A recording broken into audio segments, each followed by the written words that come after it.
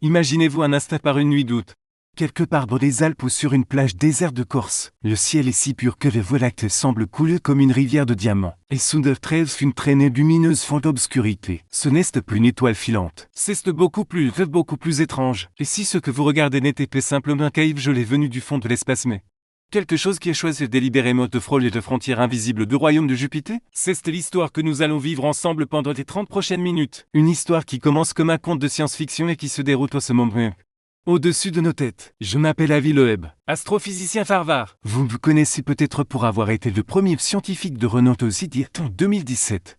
Que l'objet interstellaire ou mieux pouvait ne pas être naturel. On me traitait de fou. On m'accusait de chercher des petits hommes verts. Et pour 3 ans plus tard, un deuxième visiteur interstellaire fait encore plus fort. Il s'appelle Troisiatler. Il est en train de faire exactement ce que personne n'attendait. Il se dirige droit sur la limite précise où la gravité de Jupiter prend le pouvoir sur celle du Soleil, presque, droit dessus, avec une précision qui donne le vertige. Pour comprendre pourquoi cela nous trouble autant, il faut d'abord se représenter ce qu'est la sphère d'île de Jupiter. Imaginez un savant jet.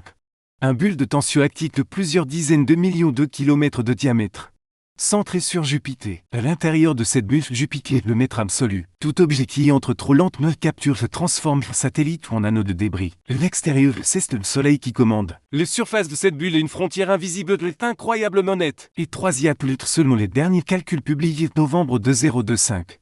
Veulent longer avec une aire de quelques dizaines de milliers de kilomètres seulement. Sur une distance de plusieurs milliards de kilomètres parcourus. C'est comme tirer une flèche depuis Parc et toucher le centre d'une pièce de 2 heures opposées. Tokyo, mathématiquement la probabilité est inférieure à 0,3%. Il encore certains collègues pensent que c'est généreux. Revenons un instant en arrière. Découverte en 2000 par le programme Atterroy.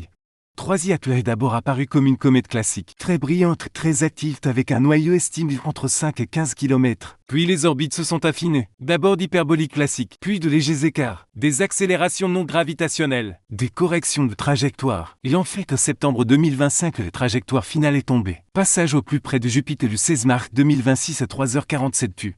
Une distance qui correspond presque parfaitement au rayon de la sphère d'île. Quand j'ai vu ce chiffre, j'ai vu les mêmes sensations que de vos mieux à mieux. Un frisson. Près d'excitation sensationnaliste. Un frisson scientifique. Parce que les précisions reçoivent une forme d'information. Il y a 3 anomalies majeures que je souhaite détailler avec vous. Première anomalie. La structure linéaire frontale. Sur les images du télescope Hubble et du JWST. On voit un rayon très fin qui part droit devant la comète dans la direction du mouvement. Et non vers l'arrière comme le ferait une queue classique. Une comète normale.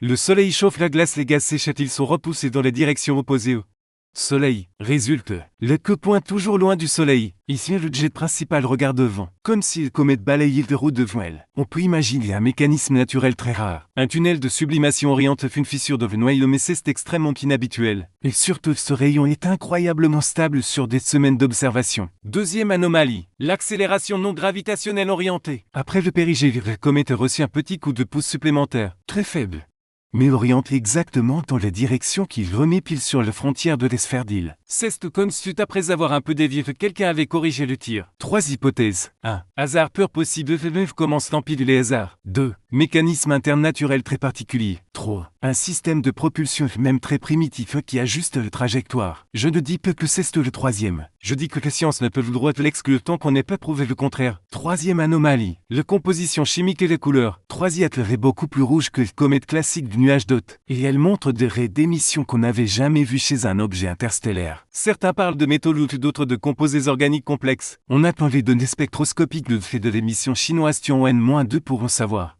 plus. Pourquoi Jupiter pas l'éther? C'est la question que tout le monde pose. Réponse. Parce que l'éther n'est pas le centre gravitationnel du système solaire. Jupiter est, c'est le véritable architecte. Si vous êtes un objet naturel artificiel que vous voulez, lié à la structure gravitationnelle du système effectue un swing bidiscret.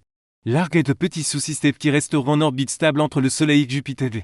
Points de Lagrange L4/L5 sont parfaits pour ça. Pour simplement passer le play physique et des plus expressifs alors les frontières de la sphère 2.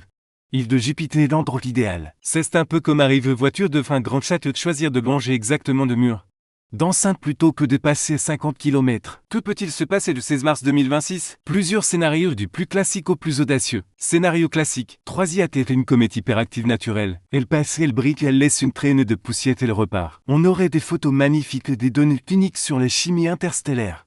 Et on oubliera doucement. Scénario intermédiaire. On détecte des dizaines Voir des centaines de petits fragments qui se séparent de les comètes au moment où elles longent le frontière. Ces fragments restent piégés dans la magnétosphère jovienne. On les suit pendant des années. On découvre qu'ils ont une composition bizarre. On commence par les dépenses permis dirige ou de sondes von Neumann très anciennes. Scénario le plus fou mais pas impossible. Parmi ces fragments, certains émettent des signaux radio ou optiques structureux. Pas forcément un salut terrien. Peut-être juste une balise de 10 watts qui répète une séquence mathématique simple. Ce jour, tout change. Et nous, que faisons-nous en attendant? La sonde Juno est toujours en orbite autour de Jupiter et sera parfaitement placée. Où suit l'agence européenne arriverait 2000.